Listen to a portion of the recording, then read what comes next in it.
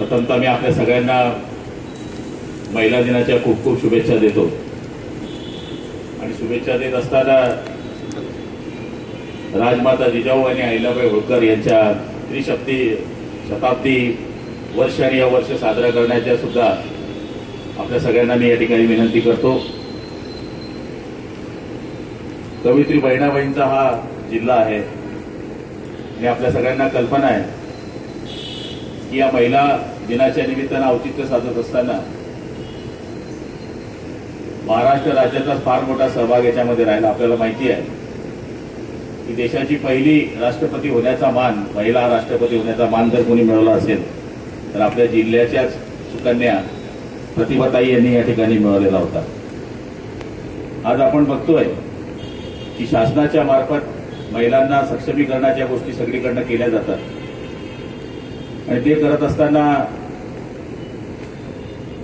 राज्यामध्ये आणि देशामध्ये जर आपण नजर टाकली तर हे एकमेव पहिलं राज्य आहे की या राज्याने मुलींकरता मोफत शिक्षण देण्याचा एक क्रांतिकारी निर्णय या देशामध्ये घेतलेला आहे। ज्याप्रमाणे मामाने सांगितलं की स्त्रीचा सहभाग असल्याशिवाय पुरुषाचा कुठल्याच प्रगतीचा मार्ग हा मोकळा होत नसतो। सावित्रीबाई फुले असतील, जिजाऊ असतील, यांचा जर आपण जीवनपट पाहिला आणि सध्याच्या जीवनपटामध्ये आपण त्याचा सहभाग थोडा तरी आणला तरी मला तरी वाटतं की ते आपल्या देशाकरता फार मोठं काम होणार आहे। आज आपण बघतो की महिलांच्या बाबतीमध्ये या सरकारने ज्या योजना राबवल्या त्याच्यामध्ये बचत गट असतील, महिलांना एसटी मध्ये अर्ध तिकीट असेल, त्याचबरोबर मुलींचं मोफत शिक्षण असेल, माझी लाडकी बहीण योजना असेल, या सगळ्या करत असताना महिलांनी सुद्धा आता पुढे येण्याची अत्यावश्यक गरज आहे। 30 ढाल 30 तलवार 30 तुझी जबाबदारी तुला घ्यायची आहे। 30 ढाल 30 तलवार 30 जबाबदारी तुला घ्यायची आहे। शिडी नको तुझ्यात आता मला वाघीण बघायची आहे।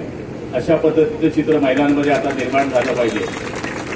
तरी आपण कितीही महिला सक्षमीकरणाच्या गोष्टी करत असलो तरी या घटना राज्यामध्ये काही काही घाणघाण घडतायत, त्याच्याकरता सुद्धा मला आठवतं की वंदनीय शिवसेना प्रमुखांच्या विचाराने ज्यावेळेस आम्ही प्रेरित झालो त्यावेळेस पत्रकारांनी एक फार मोठी झोड त्यांच्यावर उठवली होती आणि त्यांनी भाषणामध्ये म्हटलं होतं की महिलांच्या पर्समध्ये लिपस्टिक बरोबर आता मिरचीची पुडी असली पाहिजे, रामपुरी चाकू असला पाहिजे। त्यावेळेस पत्रकारांनी आणि इतर लोकांनी त्याच्यावर फार टीका केली, पण आज तीच वेळ आलेली आहे।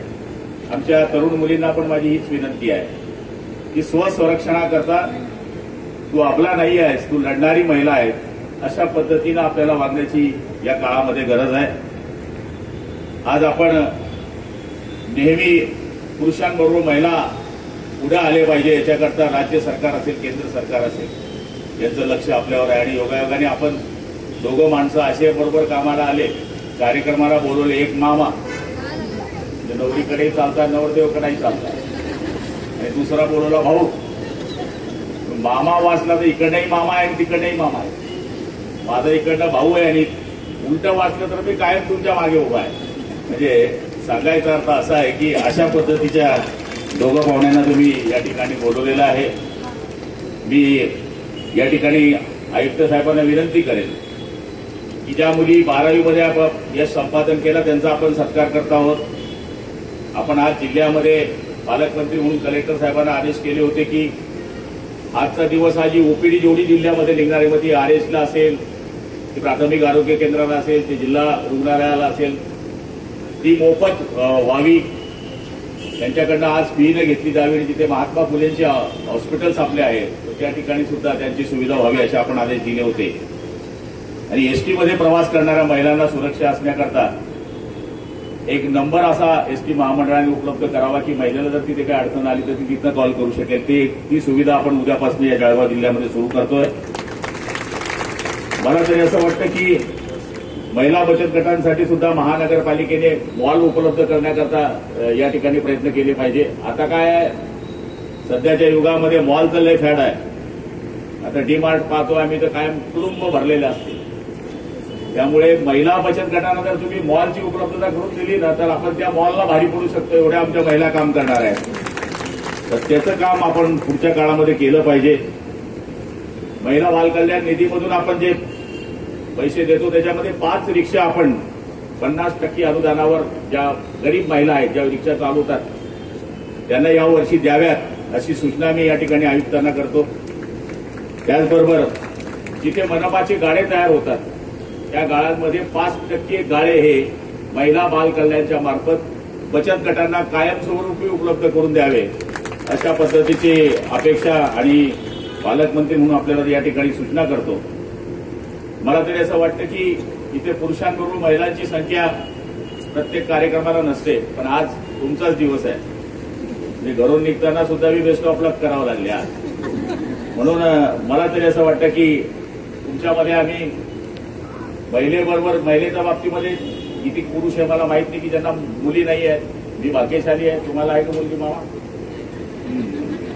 ज्याला मुलगी आहे तो लय भाग्यशाली माणूस आहे, कारण की मुलांपेक्षा जास्त काळजी बापाची कोणी घेत असेल तर ती मुलगी घेते, असा माझा स्वतःचा व्यक्तिगत अनुभव आहे. त्यामुळे मुलगी ही असलीच असली पाहिजे. आपण नेहमी काम करत असतात, काही काही महिला डिस्टर्ब होतात.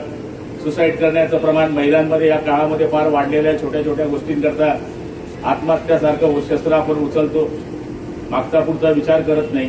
तर महिलांना माझी विनंती आहे की तुम्ही बिथरून न जाता संकटाशी संघर्ष करण्याची मानसिकता ठेवली पाहिजे. थकून भागून स्वतःमध्ये अडकून तुला राहायचं नाही. थकून भागून स्वतःमध्ये तुला अडकून राहायचं नाही. जे झालं ते झालं, जे झालं ते झालं. आता तुला नव्यानं उभं राहायचं आहे. त्यामुळे माझ्या महिला भगिनींना माझी हीच अपेक्षा आहे की आजचा दिवस हा सुंदर दिवस आहे.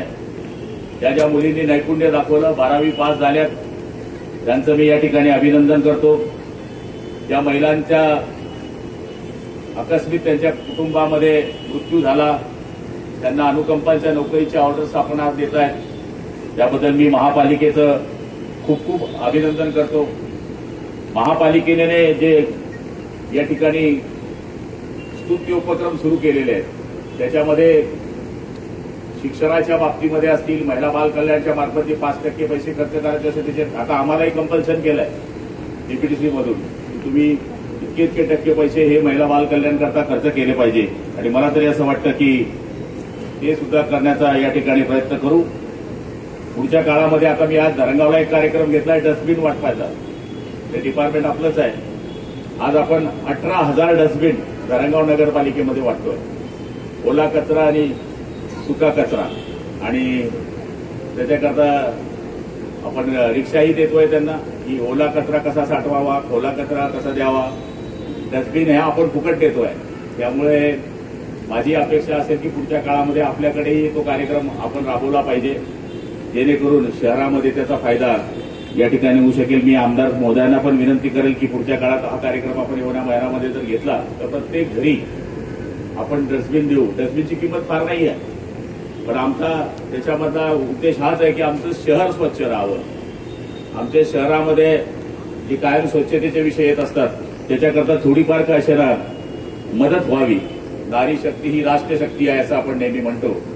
तर पुढच्या काळामध्ये या शक्तीला मदत करण्याची सरकारची आणि आमच्या सगळ्यांची तयारी आहे. आपण पुढच्या काळामध्ये सुद्धा अशाच पद्धतीनं काम करावं. जिजामाता सावित्री आयता, जिजामाता आणि सावित्री माता हे फक्त येता जाता आपण नाव घेत जातो, पण आज वाण तुझ्यात घ्यायचं आहे आणि थोडी का असेना तुला सुद्धा जिजामाता व्हायचं आहे. आणि ते होण्याकरता आमच्या महिलेने सुद्धा सज्ज राहावं अशी अपेक्षा व्यक्त करतो. आजच्या कार्यक्रमाला यायला थोडा उशीर झाला. आज दिवसभरामध्ये 15 कार्यक्रमामध्ये 10-12 कार्यक्रम तुमचेच आहे आज, कारण की आम्ही निवडून आल्यामध्ये तुम्हीच आहे. म्हणजे राजकारणाचं स्टेज जरी नसलं तर नवरा दुसऱ्या पक्षाचा होता तरी त्यांनी म्हणला नाही तो 1500 देतो त्या भाऊलाच देते मी.